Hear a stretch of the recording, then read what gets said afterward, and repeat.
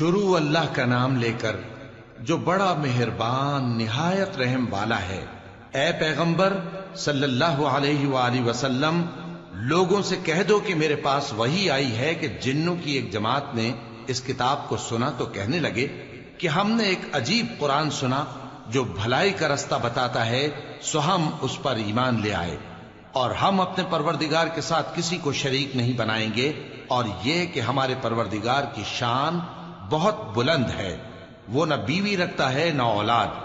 اور یہ کہ ہم میں سے کوئی بے وقوف اللہ کے بارے میں جھوٹ گھڑتا ہے، اور ہمارا یہ خیال تھا کہ انسان اور جن اللہ کی نسبت جھوٹ نہیں بولیں گے، اور یہ کہ بعض بنی آدم بعض جنات کی پناہ لیا کرتے تھے تو اس سے ان کی سرکشی اور بڑھ گئی تھی، اور یہ کہ ان کا بھی یہی اعتقاد تھا جس طرح تمہارا تھا کہ اللہ کسی کو نہیں زندہ کرے گا، اور یہ کہ ہم نے آسمان کو ٹٹولا تو اس کو مضبوط چوکیداروں اور انگاروں سے بھرا ہوا پایا،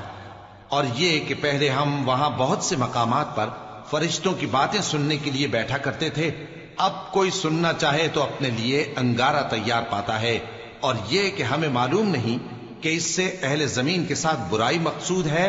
یا ان کے پروردگار نے ان کی بھلائی کا ارادہ فرمایا ہے، اور یہ کہ ہم میں بعض نیک ہیں اور بعض دوسری طرح کے،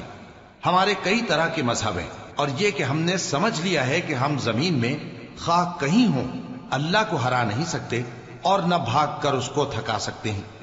اور جب ہم نے ہدایت کی کتاب سنی اس پر ایمان لے آئے، سو جو شخص اپنے پروردگار پر ایمان لاتا ہے تو اس کو نہ نقصان کا خوف ہے نہ کسی طرح کے ظلم کا، اور یہ کہ ہم میں بعض فرما بردار ہیں اور بعض نافرمان ہیں،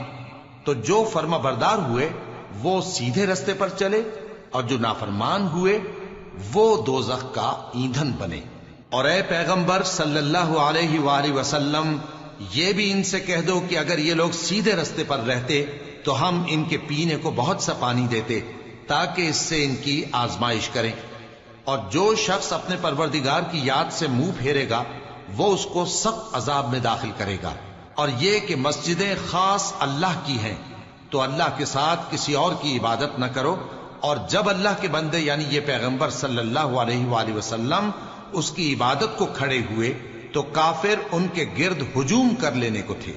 اے نبی صلی اللہ علیہ وآلہ وسلم، کہہ دو کہ میں تو اپنے پروردگار ہی کی عبادت کرتا ہوں اور کسی کو اس کا شریک نہیں بناتا،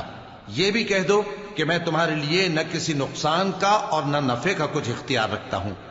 یہ بھی کہہ دو کہ اللہ کے عذاب سے مجھے کوئی پناہ نہیں دے سکتا اور میں اس کے سوا کوئی جائے پناہ نہیں پاؤں گا، ہاں اللہ کی طرف سے احکام کا اور اس کے پیغاموں کا پہنچا دینا ہی میرے ذمہ ہے، اور جو شخص اللہ اور اس کے پیغمبر کی نافرمانی کرے گا تو ایسوں کے لیے جہنم کی آگ ہے، وہ ہمیشہ ہمیشہ اس میں رہیں گے، یہاں تک کہ جب یہ لوگ وہ دن دیکھ لیں گے جس کا ان سے وعدہ کیا جاتا ہے، تب ان کو معلوم ہو جائے گا کہ مددگار کس کے کمزور ہیں اور شمار کن کا تھوڑا ہے۔ کہہ دو کہ جس دن کا تم سے وعدہ کیا جاتا ہے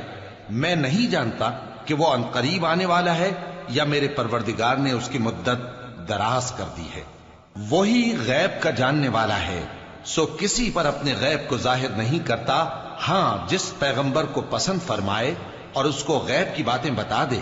تو اس کے آگے اور پیچھے نگہبان مقرر کر دیتا ہے تاکہ معلوم فرمائے کہ انہوں نے اپنے پروردگار کے پیغام پہنچا دیے ہیں، اور یوں تو اس نے ان کی سب چیزوں کا ہر طرف سے احاطہ کر رکھا ہے اور ایک ایک چیز گن رکھی ہے۔